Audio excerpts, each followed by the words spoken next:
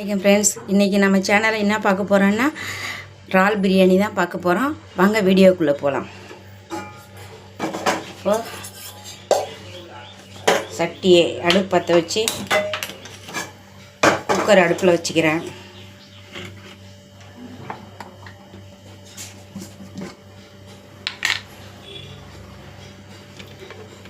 சூடாயிடுச்சு.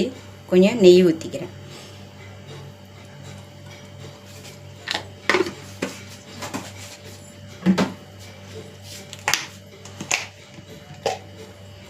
அடுத்தது தேங்காய் எண்ணெய் ஊற்றிக்கிறேன்.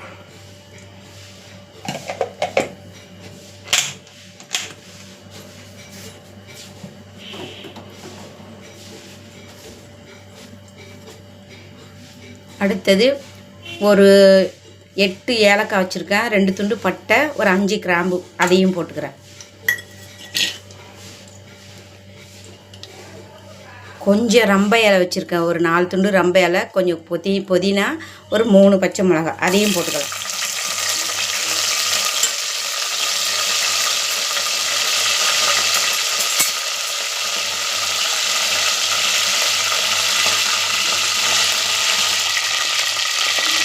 நல்லாவே வதங்கி வருது பாருங்கள். நல்லா வதங்கி வருதா? இந்த ஸ்டேஜில் ஒரு 8 பல்லாரி சின்னதை வச்சு வெட்டி வச்சுருக்கேன், அதையும் போட்டுக்கிறேன்.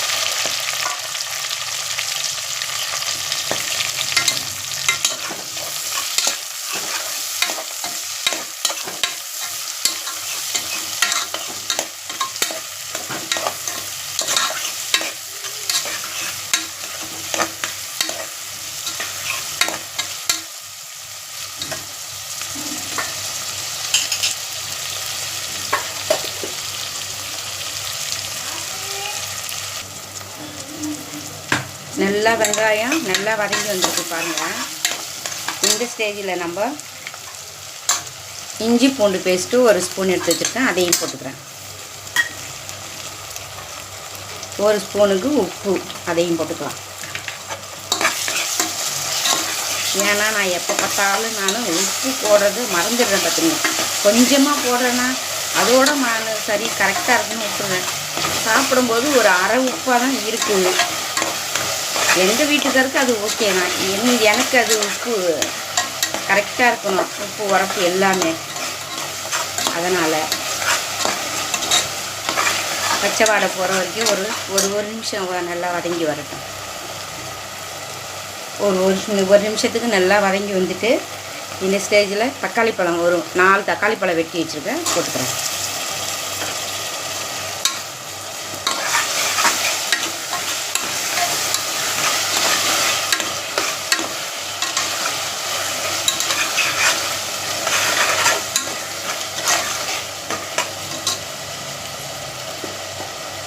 இந்த ஸ்டேஜில் நம்ம இங்கே பாருங்கள், 1 ஸ்பூன் மஞ்சத்தூள், 1 ஸ்பூன் கரம் மசாலா, 1 ஸ்பூன் மல்லித்தூள், 1 ஸ்பூன் சோம்புத்தூள், 1 ஸ்பூன் சீரகத்தூள், 1 ஸ்பூன் பிரியாணி மசாலா, இது எல்லாத்தையும் அதில் போட்டுக்கலாம்.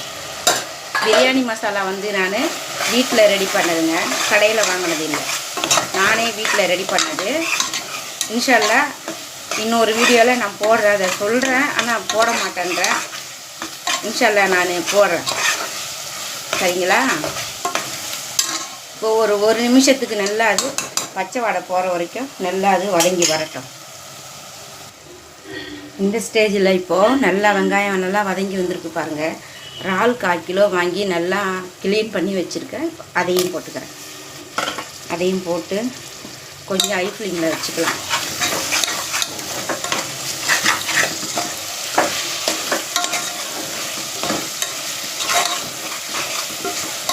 ஒரு நிமிஷத்துக்கு நல்லா அது வதங்கி வரட்டும். அதுக்கப்புறம் நம்ம தண்ணி ஊற்றிக்கலாம்.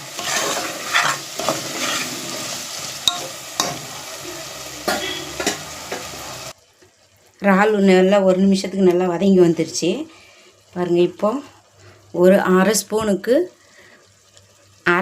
பாதி எலுமிச்சம்பழம் புழிஞ்சு வச்சுருக்கேன், அதையும் ஊற்றிக்கலாம். ஊற்றிக்கிட்டு தண்ணி மெஷர்மெண்ட்டு இப்போது 1.5 கிளாஸ் தண்ணி, இந்த செம்புக்கு 1.5 கிளாஸ் தண்ணி அதையும் ஊற்றிக்கலாம். நான் 1/2 கிலோ அரிசி எடுத்து வச்சுருக்கேன், கோதுமை போட்டுட்டேன். இப்போ 2 செம்பு தண்ணி, ஒரு அரை கிளாஸ் தண்ணி கூட. அடுப்பு ஹை ஃப்ளேமில் வச்சுட்டு நம்ம அரிசியை போட்டுருவோம்.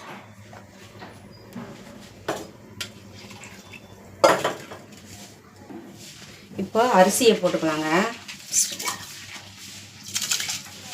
நல்லா ஒரு 1 மணி நேரத்துக்கு நல்லா ஊறி வந்துடுச்சிங்க அரிசி.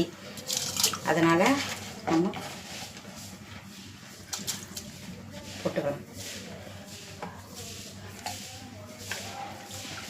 இது புழுங்கரிசின்றதுனால ஒரு 1 மணி நேரத்துக்கு அதை நான் ஊற போட்டேங்க. இது வந்து அரசன் அரிசி, புழுங்கரிசி. எல்லாம் முடிஞ்சது. இப்போ நம்ம இதை போட்டு நம்ம விசில் போட்டுற வேண்டியதுதான். ஒரு 4 விசில் வரட்டும், அதுக்கப்புறம் பார்த்துக்கலாம்.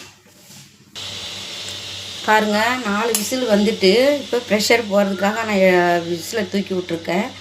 இப்போ விசில் போய் முடியட்டும். அதுக்கப்புறம் நம்ம இப்போ திறந்து பார்க்கலாம் சாப்பாடு. ஆஹா, மாஷா அல்லாஹ், எப்படி வந்திருக்கு பாருங்கள். இப்போது இதில் கொத்தமல்லியும் புதினாவையும் வெட்டி வச்சுருக்கேன், அதை தூவிட்டு இப்போ நம்ம அதை கிண்டி விட்டுக்கலாம். சாப்பாடு எப்படி இருக்குதுன்ட்டு. மாஷா அல்லாஹ், மனமாக மணந்துக்கிட்டு இருக்குதுங்க.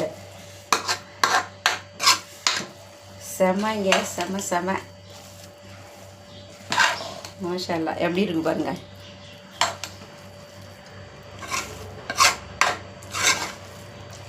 இதை நான் எத்தனை வருஷத்துக்கு அப்புறம் இப்போ செய்யறேன்னு தெரியுங்களா? கிட்டத்தட்ட எங்கள் பசங்க சின்ன பிள்ளைங்களா இருக்கும்போது செஞ்சதுங்க இது.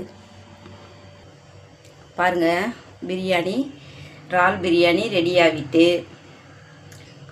உங்களுக்கு பிடிச்சிருந்துச்சுன்னா சப்ஸ்கிரைப் பண்ணுங்கள், லைக் பண்ணுங்கள், ஷேர் பண்ணுங்கள், பெல் ஐக்கானை கிளிக் பண்ணுங்கள். என்னுடைய சேனல் சப்போர்ட் பண்ணுங்கள். நெக்ஸ்ட் ஒரு வீடியோவில் பார்க்குறேன்.